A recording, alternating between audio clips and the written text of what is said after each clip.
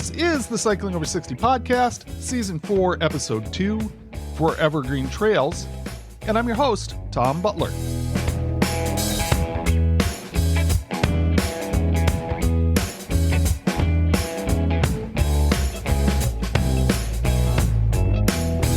For this update, I want to talk a bit about what I'm doing with my diet. What I'm eating is as big of a part of my story as my cycling. And everybody who's doing a lot of biking needs to have a fueling strategy. For me, a big aspect of my food choices comes down to managing my blood glucose. If you're new here, I found out what was going on with my metabolic health by wearing a continuous glucose monitor. Later, I did a glucose tolerance test with an insulin response.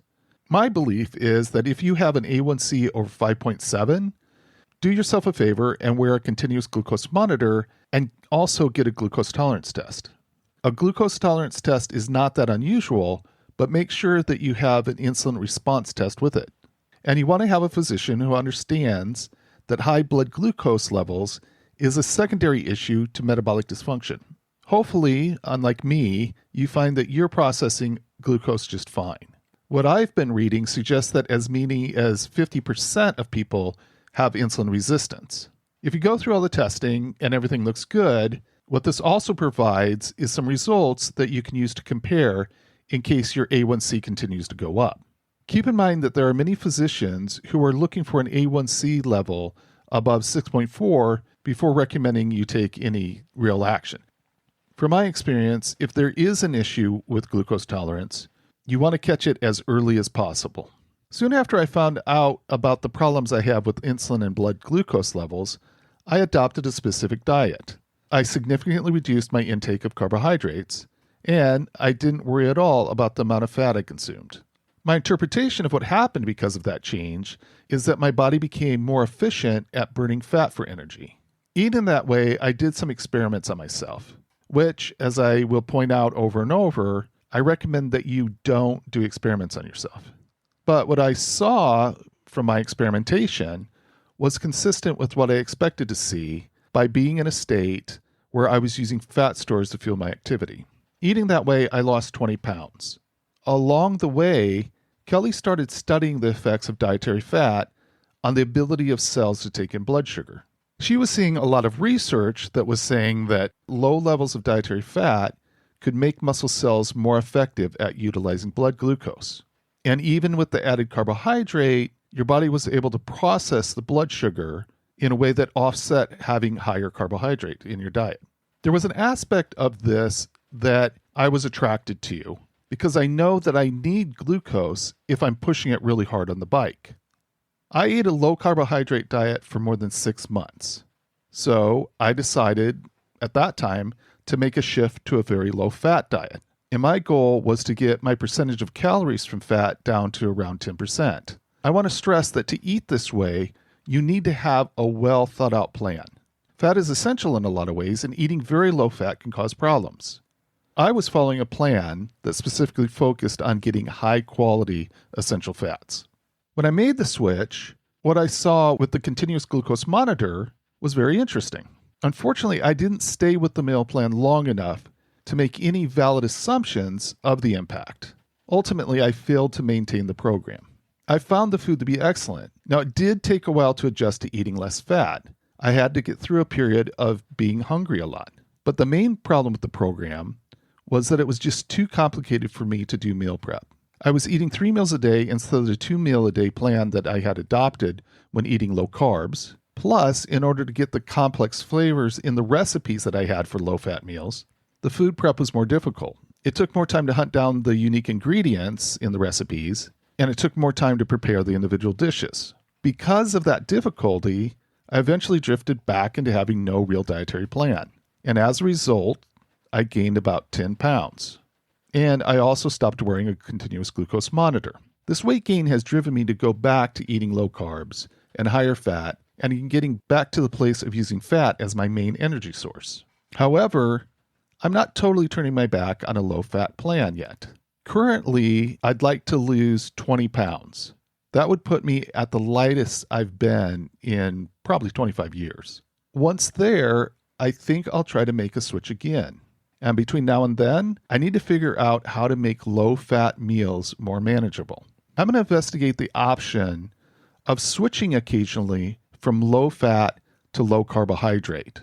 I'm not really sure who to talk to about this yet, but these two plans are not really opposite strategies. The way that low-fat helps with blood glucose levels is very different from the way that a low-carbohydrate diet does. It might not be unreasonable that I can find a way to benefit from the use of both strategies.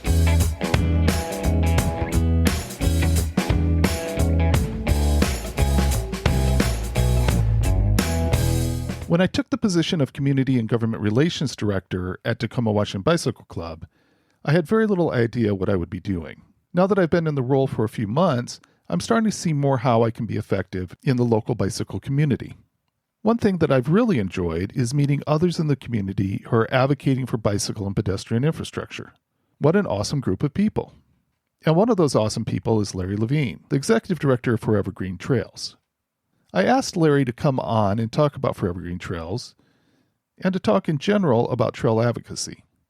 Our discussion is quite local, but at the same time, I believe there is a lot to learn from Larry that applies to anywhere in the U.S. Here is our discussion. It's awesome to welcome Larry Leveen, Executive Director of ForeverGreen Trails, to the podcast. Thank you, Larry, for joining me. Thanks for having me so much. Appreciate it. When we're on a trail or a path or a protected bike lane, we're using a resource that didn't just happen to come about. There are teams of people behind the scenes working to make safe infrastructure possible.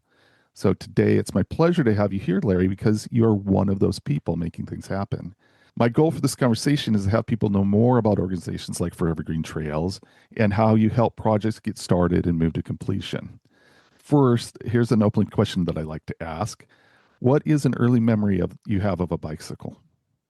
Having to learn to ride a bicycle because I broke the training wheel off of my my bicycle, my first bicycle, which had hollow wheels. I don't know how that works, but I remember riding it around so much that I wore through the tires, and Awesome. they were hollow. I don't know. But really it happened because you just so many quick turns, quick curves on those training wheels, and it just gave up the ghost. And necessity is the mother of invention, and I guess. Did you feel like you transitioned pretty well? Yeah, I was just so enamored with the feeling of speed, and frankly, it's one of the first ways that a kid can really feel empowered in the world. I mean, besides flinging mush peas off the high chair, but moving through 3D space. I mean, and I was always very mobile as a kid. In fact, I was quite a mischievous toddler as a result. So I was bound to be heck on wheels, I guess. Gotcha. Did you keep cycling throughout your life, or did you leave it behind and get back to it? I biked a lot as a kid and even as a teenager. Although I grew up in a pretty affluent neighborhood, I was never bought a car by my folks, right? And very rarely would they ever loan me a car. So I had to get around. In fact, my mom used to call it, if I would ask her for a ride and she would say, deal with it yourself. She would call it, take bus 11, but she'd make a little walking symbol with her fingers, like each leg is a number one. That's bus 11, is you getting there on your own leg power. I was riding my bike to my friends' houses, all through elementary, middle, and high school. There was no particular infrastructure for that. In fact, we lived miles from a sidewalk, even though it was, it's a suburban subdivision on Long Island. No reason to not have sidewalks. It just cars, that's success, and your goofy house in the suburbs with lawns that you have to mow and stuff like that. And living miles and miles from work, school, shopping, etc. Pretty weird. We were fortunate to have a park to congregate to, so we biked there a lot. Well, I have really enjoyed getting to know you and getting to know ForeverGreen Trails these last few months. And I'd like you to talk about what is important for people to know about ForeverGreen Trails. Sure. Well, we are based in Pierce County, Washington. That's the same fabulous county in which Mount Rainier and the city of Tacoma and lots of other cool communities are located. we serve that whole area and perhaps sometimes a little bit beyond because we also want to make connections, to and from our neighboring counties. So we do kind of get involved in that way. By and large, our mission is to aid in the build out of our regional trail system. So there's a planned regional trail system, a conglomeration of all of the incorporated communities and the unincorporated county. They all have their respective either trails plans or active transportation plans. And when you put all those together, you get a regional trails plan. And our goal is to help with the build out of that. By and large, that means helping them fund it. But sometimes they even lack the capacity to pursue the grants that are needed for that build out. So our technical assistance that we can provide is largely applying for grants on their behalf or any part of a grant application. Can be a large thing with many steps and many tasks. So we'll do as much or as little as they want. And we can even do public-private fund drives on our website to help provide some of the matching funds that are invariably needed for the trail projects. But we also help them even kind of upstream, if you will, doing review of those trail plans and active transportation plans that I mentioned, traffic safety plans, the things that are kind of the foundational underpinnings of developing a trail system or a network of trails. That is the majority of our work, but there's a bunch of it that's kind of behind the scenes as well. There's legislative work I could talk about, maybe we'll get into later. A little bit of promotional and educational work for the public and elected officials and agency staff folks. But I don't think you have to promote trails too much to the public. I mean, it is an if you build it, they will come because trails, everyone knows that they're so wonderful. People really want to be there. We don't have to tell folks, hey, use a trail. It's fun. They know. Like I mentioned, you're one of those people that are behind the scenes. Most people that are on a trail that you've been involved with probably haven't even met you, probably don't even, might not even know about ForeverGreen Trails. Mhm. Talk about as executive director, what's your days look like? It is a lot of staying aware of it's like there's a bunch of spinning plates, right? And you have to always kind of spin ones that are getting wobbling or going to fall. There are kind of a standard array of plates that any nonprofit executive director has to spin and prevent from crashing down, right? Things about making the whole concern run and membership and donations and stuff like that. But in terms of related to our mission, it's really staying informed about fostering relationships with staff from the local agencies. I mean, every city and town within the county and the county itself and the park districts as well, being aware of what their planning efforts are, being aware of what they're where they are in design and construction for different projects, including on-street facilities that lead to or connect to regional trail systems. Because when we talk about trails, we're very often talking about facilities that are separated from the roadway and not just necessarily by a paint stripe or even just some bollards or some vertical element, but usually significantly separated. When we say on-street facilities, we mean everything else, whether it's a kind of more standard bike lane or a striped shoulder, a sidewalk, a shared use path, a two-way, bike, whatever. We pay attention to those projects as well because they are part of that, extended active transportation, active mobility system. Yeah, I don't know if it's, correct to think of it as like how we have, feeder streets leading to our highways and, trails are the highways and the on-street facilities are, like the streets themselves for motorists. But it's one way to think of it. But staying aware of all those projects as much as possible is challenging. There's also a lot of staff turnover actually at local levels. Bigger cities kind of slurp up staff from the smaller cities because they can wave more money at them, and there's bigger cities that take our city staff away. But also, staying aware of policies, policy issues, and funding issues and opportunities, frankly, at the local, regional, state, and even federal levels is something that, can take up a significant amount of time, more so at certain times of the year when legislative session, is happening, or when it's a budget year. We have a biennial, a 2-year budget in Washington state.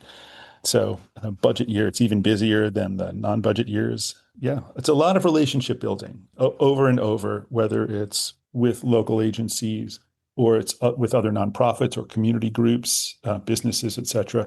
A ton of time and energy goes into the relationship building, but that's time well spent because that's how we get stuff done.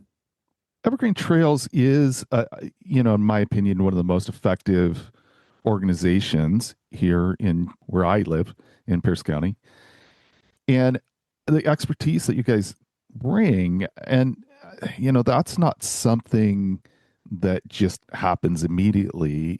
So, how has ForeverGreen Trails gotten to this point where you're bringing the expertise?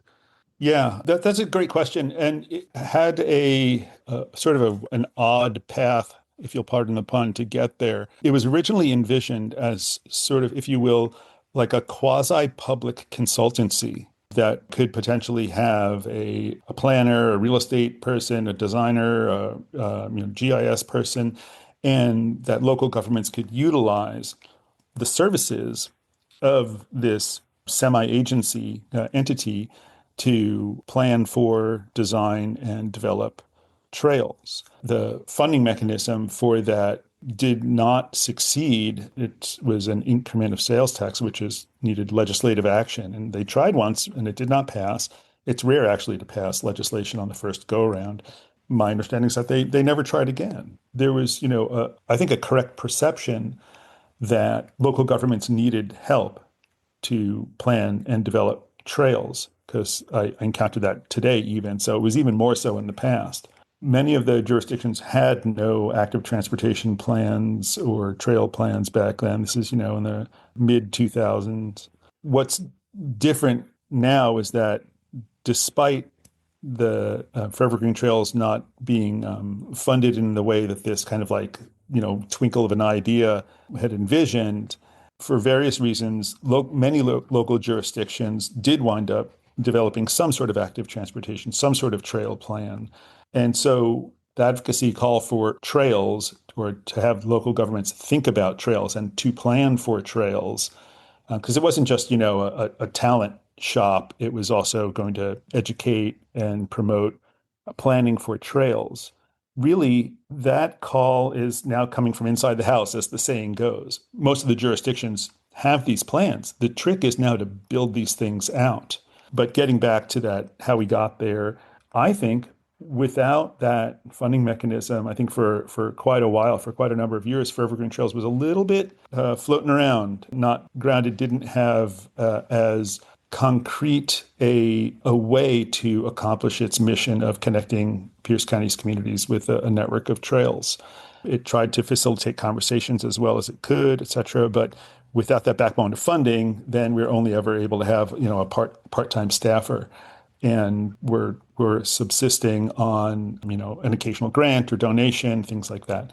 But I think that as a result, we didn't get as much done potentially as we might have. It turned out that very shortly after I was hired, one of the foundations that was funding a good chunk of our operations, they were funding a nonprofit, which we were a member of and participating in. And they said, okay, we've done our 10-year mission experiment with this thing and we're rolling it up. And, you had to figure out what to do. And fortunately, we had a very forward-thinking jurisdiction meaning local government board member, the former Parks Director for Pierce County, Roxanne Miles, who kind of took up the gauntlet, perhaps thrown in her direction by a local advocate who and urging the local governments to fund ForeverGreen Trails.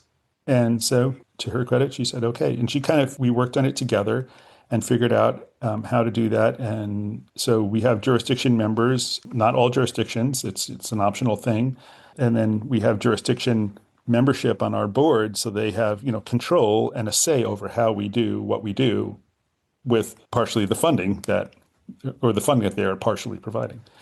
We kind of got there in this very odd roundabout way. We now provide the technical support even for a jurisdiction as large as Pierce County, which has a trails planner, sometimes they get caught short and they need us to apply for a grant on their behalf or to do any part of a grant application or to do a public-private fund drive on their behalf. So it's not just the small jurisdictions that need our help, but large ones as well. Talk about the experiences that you've had in your life that kind of inform what you do today. Started, as I mentioned, cycling as a kid because that was how you get around your neighborhood. You just kind of do it because that's all. You don't think about it necessarily too deeply, potentially. In college, I was pretty committed to, as a budding environmentalist, someone who had an environmental studies major, and we had a fabulous bus system where I went to college. I would supplement that with just biking to school a fair bit, I guess, because it was enjoyable, and that just stuck. But you start to as you hopefully develop your analytical brain and your critical thinking skills, et cetera, when you're in college and just biking on those, less residential streets and perhaps more busier streets and just experiencing the shortcomings of the built environment for people who walk, bike, or roll. And you start to, you feel it viscerally, right? Everyone knows that feeling, whether you're, waiting at a bus stop or you're walking on down the street or you're biking down the street, a vehicle passing by either, too close or too fast or a combination. You feel those shortcomings very viscerally. And just thinking about that and thinking about how much car dependence we seem to have just started helping me put things together and committing to learning how to take care of my bike, committing to that being my main form of transportation, and therefore also learning how to take care of it to the extent of using some of my student loan money to go to bike mechanic school. It's a little side Nice. note. It was perfectly good use of my student loan, it turned out. It just wound up feeding on itself. But that personal experience, frankly, as someone, your podcast listeners can't tell, but they might guess that, I'm from what I've said and everything that I'm a white guy who's, I guess, fairly trim, fairly fit, and have, in short, a lot of privilege. Walking or biking through the built environment of the United States is one of the few ways that a fit white guy, tall, physically able white guy, can feel any semblance of sort of lack of personal safety. And it's like you feel that privilege kind of like drop precipitously like a cliff. And not to say that I understand what oppression is like for other people, but it's a place where, I just simply don't have quite the same safety and privileges that I have everywhere else. Not to say that I don't have privileges on our streets. I do, and you can look into outcomes from that people of color have from encountering law enforcement versus white folks. There's a disparity there. So I'm not discounting any of that, but it's a place where I could kind of first understand a need for something to change for as a matter of just social justice to have a more just world. Because finally, guess what? It affected me, right? It's sort of like getting through Siddhartha getting outside of the palace and seeing what the world is really like in some way, shape, or form. But really putting that together with environmentalism, et cetera. And I just started getting involved in bike advocacy, mostly in grad school. And it just fed on itself, learned more about traffic safety, learned about collision statistics, learned about outcomes of that, learned about design, aspects of design. And then you wind up having, a level of competency that you can really start to apply in the world. And fortunately, there are great mentors along the way. What you talked about there, I've never thought of, and it's so interesting to me because when I'm out on a bike, there's a lot of places that there's a mentality of people in cars that you don't belong here. You're in my space and you don't belong here. And again, as a person with privilege, I don't get that a lot. Very othering. Yeah, that's right. So man, that's a really interesting observation. Yeah, it is interesting, but it's good to, kind of meditate on because you can maybe start to have an inkling, a remote inkling of what other people's experiences might be in other sort of spheres of society or the world. But at the same time, you know, even then we're retaining our Yeah, chunk of privileges. But yeah, it's kind of like a right. yeah, I'm a target here sometimes. yeah. That's interesting. From your perspective, how would you describe the environment for cycling in Pierce County? Well, a lot of the West is developed in a very low density manner because a lot of the West was developed post World War II and, of course, post automobile. There are certainly within, plenty of West Coast cities, there's a core of, a good street grid and a walkable area, which one would hope could also lead to a bikeable area if the facilities are there.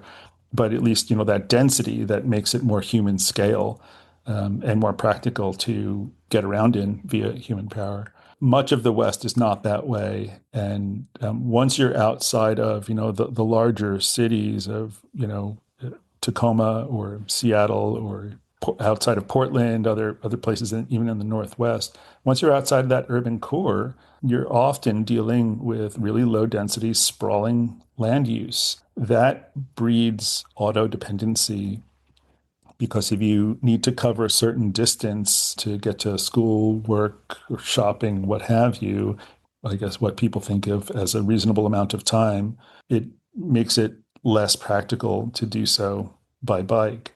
Not impossible, as many folks know and or have come to realize, who go either car free or car light or have transit they can get to. I think that Pierce County is characterized by, in some ways, the worst of both worlds, in that I spent many years in Thurston County, which is the county west of Pierce County. It's low density, but also relatively low population, whereas Pierce County has a much higher population, but also low density. It made it sprawl even more. If you have that kind of landform and you're trying to accommodate more folks, you're just going to sprawl out. And it winds up making for a really, really car dependent built environment. And you will invariably, especially if you have something like I-5, Interstate 5, a highway going through an area that's a limited access highway, that interrupts your street grid. And what you're left with are, very few arterials that cross that. So all of your car traffic is concentrated on those arterials that cross these highway barriers. And it makes those streets even worse for people who want to get around by any other means other than driving. So we are both at the county level and also at the incorporated city level, town level, in communities throughout Pierce County, trying to kind of retrofit and do things, whether we're calling it complete streets.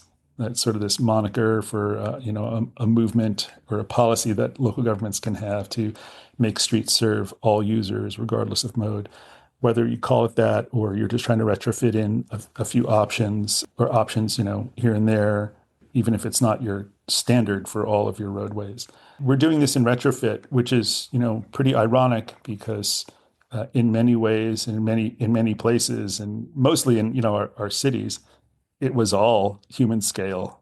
And then it was, to extend it, it was done by streetcar. And those were torn out to make way for automobiles because that was seen as progress. But now we know that we're all choking in congestion and air quality issues and climatic issues as a result. So, not to mention personal safety issues. So, yeah, Pierce County is kind of challenging because of the entrenched land use. Land use locks in mobility patterns and behavior. And even if you rezone something, you still have, however, the area's been developed, and it can take, decades to redevelop it and change fundamentally how an area looks, feels, and operates, and how people get around in it. It's a challenging place, and it's not unique to Pierce County. It's all over, and we're just happen to be a county that's trying in some way, shape, or form to make change. There's plenty of places around that they're like, no, we are in air quotes happy with the way that is. That we see that as that's the norm. That's what success is in modern society. But thankfully, there are other perspectives in throughout Pierce County that are working to make, I think, more positive change. Recently, ForeverGreen Trails hosted the annual Pierce County Trails Conference. Talk to me about the purpose of that conference. Our conference has that underlying purpose of gathering folks together, energizing them, right, just by being with other trail fans, whether you're a trail user, advocate, or you're, local agency staff who works on these things, in some way, shape, or form. You would hope that those would also be trail fans, right? Elected officials who understand and support these things. So it's energizing in that way. There's a lot of networking that's done where people meet each other and make connections that they then utilize in advocacy work along the way. We have lots of consultants that work in transportation planning and design also attend the conference. It's an opportunity to share best practices about trail planning, design, construction, maintenance, or even programming, how to make sure our trails are inclusive for all and welcoming for all, regardless of your age, ability, economic strata, your language proficiency, et cetera. There are, things that we've done at our trails conferences to address issues of like access and equity and making sure that not just the ability to get to trails and the trails themselves are accessible for disabled folks, but you can address issues of signage and, is an English sign sufficient for everyone? Have you checked the box in terms of accessibility, or do you need to accommodate folks who maybe English is their second language, or they are low or no vision, or whatever? Like everyone should be able to enjoy that trail. So we explore issues like that often. This particular conference, we were focused on the update to that regional trails plan that I mentioned. Essentially, that is a chapter of the county's long-range parks plan. Every 6 years they update this plan. It's a requirement to access certain types of funding. And so it's a definite. Most local governments have a long-range parks plan. Sometimes they call them park recreation and open space plans, or the letters in that alphabet soup might change, PROS plan, PROST plan, whatever you want to call it, but a long-range parks plan. The regional trails plan being just a part of that was our focus, because it really sets out the vision of what the connections are going to be between jurisdictions and where the facilities are going to go within the jurisdictions. And for the unincorporated part of Pierce County, their capital facilities plans or their investment plans of what they plan to do and when, utilizing what funding sources. Those issues matter because we already brought up equity. There's equity issues in terms of where you invest in trails. There are parts of Pierce County that have very few parks, no trails at all, very bad infrastructure, lack of walking facilities, even safe places to walk or bike. You see that the effects of that in two places. One is a higher rate of people being seriously injured and even killed on our roadways because of lack of safe infrastructure. But even you see it in terms of chronic illness and shorter life expectancy from some of these health problems are dealing with, or the types of health problems are associated with inactivity. Why? Because there's no safe infrastructure for folks to be active in. We are focused not just on trails and not just on connecting trails, but also on trying to ensure that we are equitably, as a region, equitably investing in trails and addressing some deficiencies that certain parts of our county have. We've been pretty active in that as well. It's a really crucial document, and it bears the focus of not just our conference, but a lot of my energy in fourth quarter this year. It will be focused on that because they are about to release the draft of this plan and then accept public comment, and I will be delving very deeply into that and testifying at our county council, et cetera, and informing our partners about the good as well as the bad. We want to give them kudos when they're doing the right things, and we want to help them improve to the degree that we can. One thing that's come out of this podcast and just launched the fourth season is I'm really convinced that the bicycle is a medical device. And you can look at me and you can look at what health conditions I turned around by becoming active. And I have a lot of work to do. And it's pretty essential to me with the health conditions I have for me to be active. And I think that, you said something there that bicycle as a medical device, you need to have safe infrastructure if you want people to get active, especially for people who haven't been active and you want them to get active. You need to have places that are accessible and you need to have places where they feel comfortable.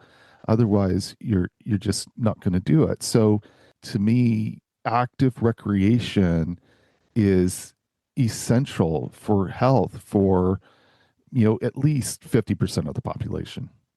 When you look at advertising for, let's just take the bike world, you look at advertising for bikes and bike gear, all of the imagery for so long was just people who look like me, skinny fit white guy.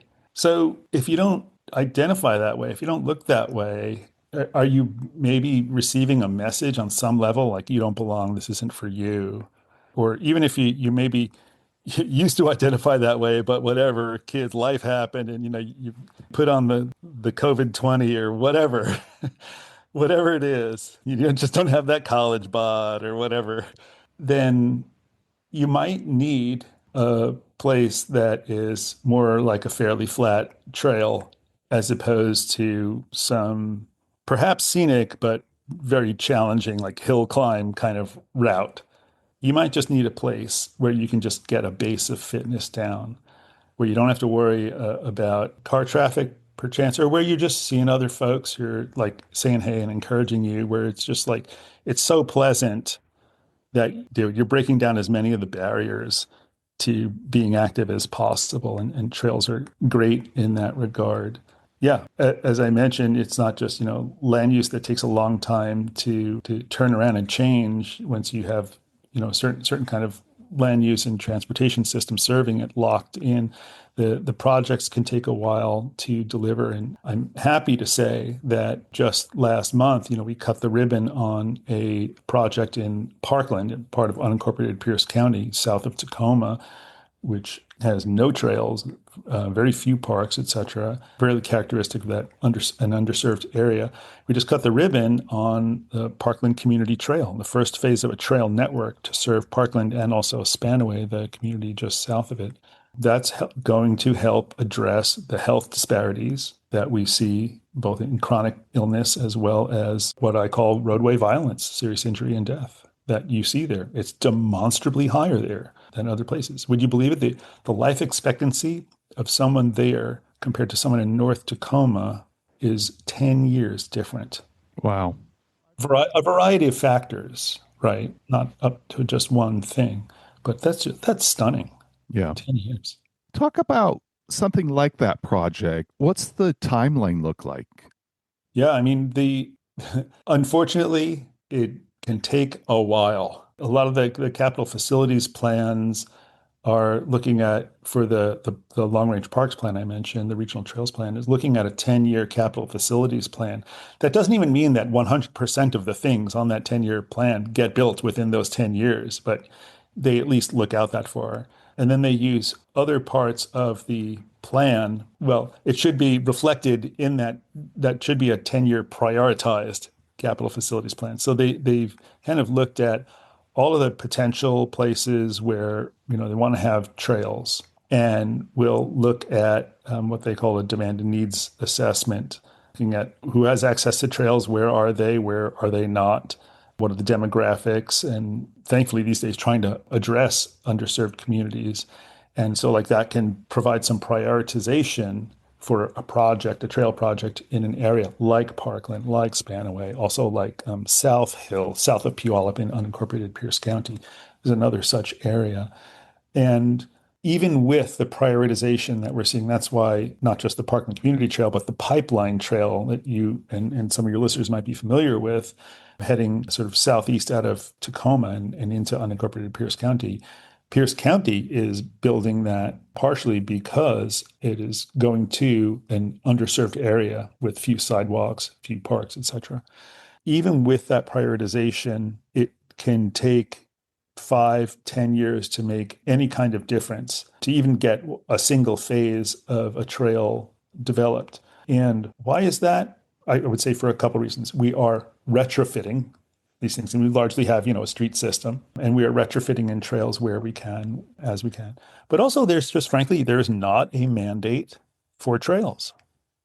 There's not the same kind of mandate, even in state law, that there is for roadways. In Washington state, we have a law called the Growth Management Act. If you're a developer and I'm the city, and you're going to develop some houses or commercial development, I can require you to make some improvements to help with the traffic that's going to generate.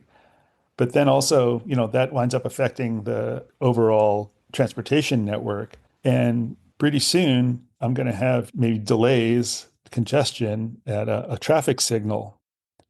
Well, the state law says that I have to maintain a certain level of service. They don't dictate what it has to be. The local government assigns a level of service for every intersection.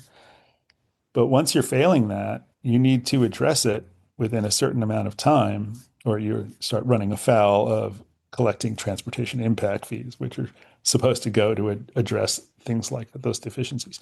We do not have a similar system for trails.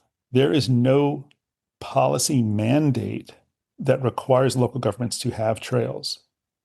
Local governments have adopted their own transportation plans that include, or recreation plans that include active mobility projects like trails, but they are not required to. And there is less financial support for things that are not required.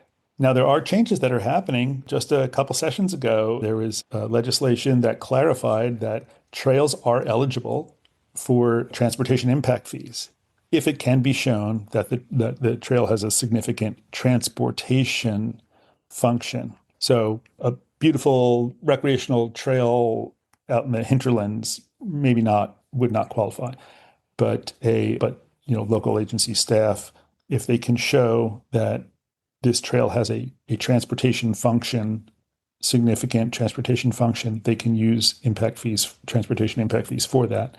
We've gone decades until that change. So there's some efforts. This is thankfully an evolving, ongoing thing to try to align funding, align priorities, align even within grant programs, criteria that help local governments either make multimodal transportation projects, if not standalone active transportation projects, including trails. I'm certainly interested in doing whatever I can, whatever limited influence that I have, any limited influence I can acquire here to advocate for more policy because, you talked about the 10-year difference in lifespan, but it's a major economic impact too. And to me, active recreation, active transportation is so important for the health of people in the US that it warrants policy. You had Pierce County Executive Ryan Mello open the Pierce County Trails Conference. Can you talk about the benefit of having leadership at that level supporting the work of trails? One of the most important maxims of advocacy is get the right people elected, because you need to have material you can work with, as the saying goes. I mean, Ryan happens to understand and be a very active supporter of trails and user of trails. So he's a fellow advocate. Not everyone might be in that kind of situation, but you need to have someone who will at least listen to you. You need that material you can work with. Even for an elected official who is an advocate, you can't just sit back. You can't say, I voted and now let my will be done in the built environment. No, you have to actively, you and your fellow advocates have to get organized, show up at city or county council meetings, and just have a steady voice for trails, for walking, for biking, for traffic safety, whatever your issue or issues are, because politicians are generally not proactive, they are reactive. Very few elected officials will step off into the unknown. It's like stepping out on a cliff. You have to be right there providing that pathway for them. And you don't have to know exactly what's needed. You just need to let them know what you as their constituent want to see in the community. They can direct staff, they can approve a budget that directs funding for projects that, address those needs. So you don't need to be a subject matter expert. I mean, I identify as a policy nerd, as a policy wonk, as, traffic safety fanboy, whatever. You don't have to be as well versed in jargon, all the alphabet soup of transportation planning, but you need to show up and use your voice in a constructive way and hopefully also in a concise way, in a planned way where you've planned out what you're going to say, and in an organized way because it really needs to not just be you every whatever it is Tuesday night showing up at open mic, because it's easy for some folks, some electeds to say, or even staff to say, oh, that's that one guy with that one issue, or that one gal with that one issue. Ideally, you'll get together, and we recently had a meeting where we were chatting about this, kind of organizing a group of folks. So it's just different faces showing up. And that also makes it easier, frankly. If everyone shows up, this is the 1 month a year that I go and talk, because we have enough folks in our little group. And I talk about this thing. They're like, wow, we're seeing like 50 different people showing up every year to talk about different issues around cycling or walking or whatever. Right. This is a broader base in the community. They then, either get reminded of, just keeps it in top of mind. It's also, when they're in their deliberations with their colleagues, they can point to it and remind them, we're hearing this from the public is telling us thus and such. And that's why I'm supporting a new fund for safe street crossings, a new capital program for safe street crossings, for example. That's really important. Now, how do you get that kind of training? Fortunately, there are organizations around that help. We are more of a facilitator in terms of we let folks know where and when these opportunities are for training. And there are other partner organizations that we work with. For instance, Tacoma on the Go, recently renamed Tacoma on the Go, provides advocacy training for the greater Tacoma area. So folks know how to talk to elected officials in an effective manner. Also, organizations like Washington Bikes have an annual lobby day in our state capitol, and they educate folks about issues, whether it's specific legislation or budget issues, et cetera. And they will provide training, and not only that, will kind of facilitate setting up all of the meetings with your elected officials and give you talking points and really smush down that learning curve. In the recreation world, there's a big tent organization called the Washington Wildlife and Recreation Coalition in our state. And they similarly have a lobby day for all supporters of outdoor recreation funding and legislation. The good news is that there is a sort of a Betty Crocker path where you don't even need to know, you don't have to be a baker, you can still have success and come out with the cake. There are organizations out there, and if you're outside Washington State listening to this, you just need to find those organizations and hook up with them and expose yourself a little bit to some of these resources, and it's amazing. I have a friend who has a presentation. It's called How 10 People Can Change a City. It outlays some of these points. It really is true. You can, just a small group of folks acting in an organized fashion can have a lot of effect.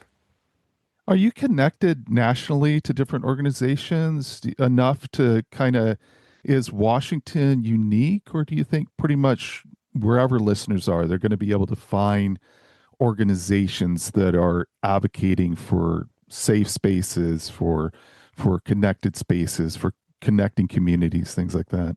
There's a saying, all business is local. So sometimes, you'll have things, issues in Washington state which don't translate to another state potentially, or, even one city to another within the state. So it depends on what you're talking about. If it's like a funding mechanism, it could be a certain type of, tax that's available, or revenue stream that's available in our area that's not available, relevant in Idaho or Oregon or whatever, or vice versa. But certainly there are national organizations, whether it's like the League of American Bicyclists, or, in our case, we work a lot with, or are watching the Rails to Trails Conservancy provide action alerts about federal funding and federal policy issues. Fortunately, the internet makes it easy for folks to access websites like Strong Towns. It's not necessarily like the League of American Bicyclists. It's just like Strong Towns is like, that's like the League of Good Community, community livability, or other resources. You go on YouTube, and, a really popular channel is City Nerd, or, Not Just Bikes is and you can learn a lot and get exposed a lot, and see how other communities or other countries do things, and use that as inspiration. There are lots of opportunities, but in most places, there are shoulders to stand on if folks just make a little bit of an effort. It's pretty rare that you have to start something completely from square one. Talk about what you would like to see from a funding perspective. It seems like there's a need for people, and it also seems like there's a shift in funding happening, especially at the federal level. Seems like there's a need for people to understand more how their contribution, whether it be financial or getting involved in activities, whatever, in order to keep things moving forward in the future. We all have our abilities and, frankly, our preferences. Some folks, they just hate public speaking. And you don't have to speak, you can be writing, right? But even that, if some folks aren't able or willing to do that, they can write a check and help support an advocacy organization who is working to create change in their community. Whether you're getting active personally, or be writing a check, those are both ways to be involved, and it doesn't have to be an either or, it can be a both and. Unfortunately, we are seeing a complete shutdown of federal funding, many types of federal funding for active mobility, and with a really regressive move towards only supporting automobile mobility. There's been a clawback, meaning a taking back of unallocated, unawarded funds in several grant programs. And in fact, many grants that were awarded for active transportation or other projects, clean energy, transportation, electrification grants that were awarded, are being canceled by the federal government, simply because they were not yet under contract. I expect that the grant programs that fund these kinds of things are going to be dismantled by the current administration. So there's no sugarcoating it. This administration is a complete nightmare for cycling, for walking, for anything other than driving and experiencing more congestion on our roadways. That's what their policies will lead to. As a knock-on effect, there's going to be increased pressure in our state legislatures to fund these kinds of active transportation projects. And it's going to be difficult because it's not simply the transportation sector that the federal administration, is defunding. They're defunding anything that doesn't align with their politics, and that includes social services, et cetera. And so there's going to be a tidal wave of competition at state legislatures, and then at local levels, competition for funding. I cannot fault an elected official who, I'm going to use hyperbole here, who chooses to prevent someone from going hungry rather than build a trail. I'm not saying that is the decision before them, but with dollars being a finite resource in our governmental budgets, there is going to be more competition because of the federal administration. So we are entering a really tough time for active transportation. It behooves us to have, my job is to help make sure that Pierce County is as well positioned as possible so it can compete in that more competitive environment. So making sure that we understand all of the grant programs that are available and what their criteria are. And we're reaching out to our jurisdiction members and potential members to say like, hey, you need to be aware things are going to be tougher this year. And we have the data to show it. The projects are getting more expensive and there are more requests for them and fewer of them get funded. There's a big opportunity cost or a significant opportunity cost for applying for a grant. So when you apply for a grant, you really need to win because when you don't, you've just spent all that time and energy. And that's not cheap. Staff time can be pretty expensive. So you want to, every time, to use the baseball metaphor, every time you go to bat, you want to hit a home run. You want to bring home those dollars. It's going to be tougher. Probably the next 3 years are going to look pretty tough, pretty grim in terms of federal funding by and large. There will be some federal pass-through funding that goes to our regional governments in our area, Puget Sound Regional Council. I'm still expecting there to be federal funding that they choose to use in our region for active transportation projects, including trails. But there are some humongous dollars that are just being only directed towards highway projects. It's a real shame. It's kind of hard to look out into the future right now, it seems like, because you could have a change of administration and go back to where there's a value, in addition to cars. I think there's always going to be value placed on transportation by automobile. But to have an administration that adds to that an understanding and a value of active transportation. But given that it might be kind of hard to just, see the future, do you have some thoughts about where you'd like to see ForeverGreen Trails go as an organization? We want to try to foster, in the process leading up to this regional trails plan update that I've mentioned, the county convened some meetings of jurisdictions in different portions of the county itself. So these cities, in this, like in the northeast part of the county, these cities, we're going to have a meeting and talk about their trail projects, et cetera, in these kind of cohorts, if you will, west side and then, the south area, et cetera. It may be that since trail connections are crucial, just like for roads, right? If you just had a strip of road, it wouldn't get much use if it wasn't connected to other roads. Trails are the same in that regard. So we are really focused on trying to make some of the connections and fill in some of the gaps that we have in Pierce County, even, regardless of jurisdiction. So that requires coordination.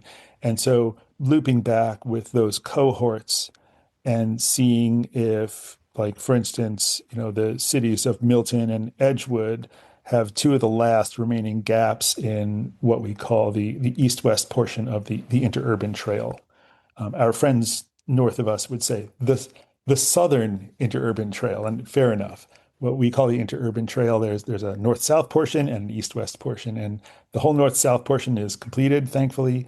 And the east-west portion has three gaps, one of which is currently being worked on by the city of Sumner. But Edgewood and Milton each have challenging gaps in that trail. And so we're trying to, just had a meeting with staff from both of those cities, and we're going to be exploring partnering on grants that address both of those gaps to complete the trail, because it might be that grant agencies appreciate and more highly rank a grant request that completes a trail instead of filling in just another gap. That's one of the things that we'll be trying to do, is work in these regional cohorts as it makes sense. But really, the focus is on filling some crucial gaps. We currently have a fund drive going for the city of Puyallup to fill in the last gap on the Puyallup Riverwalk Trail. Once the Milton and Edgewood gaps are filled in the interurban trail, the Puyallup Riverwalk gap is filled in. I mentioned the city of Sumner is filling in their gap from significant effort, advocacy effort in years earlier. We were able to get a trail included in a highway extension that Washington State is doing in Pierce County. SR 167 has a trail included in that overall project. Once those are completed, we will have an 18-mile trail loop connecting Puyallup, Sumner, Pacific, Edgewood, Milton, and Fife. And that'll be neat, not just enjoyable, but it's nice to do a loop trail rather than an out and back, in my opinion. I like that a little more.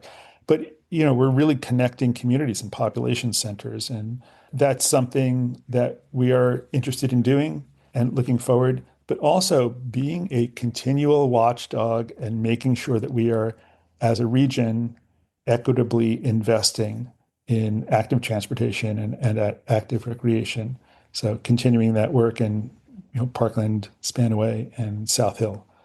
Thank you so much for coming on, Larry. I really have enjoyed getting to know you, and I look forward to working together and have you help me become more skilled at advocating for things. And I really believe in the concept of exercise as medicine. And I think trails are vital to that. So I see the work that you're doing at ForeverGreen Trails is part of that picture of bringing more healthy opportunities to people all over the county. And then I think that our county can be an example to other places too. So thanks for coming on and thanks for everything you do. My pleasure. It's great to talk with you, to be on the podcast, and to now work with you in your capacity for the Tacoma Washington Bike Club. It's a really important partner for us as an organization and in our region, as you're finding out more and more each day in your capacity, your governmental affairs capacity. So it's a pleasure to be with you. Yeah, well, I know we'll be talking more later, so I'll talk to you then. Happy trails.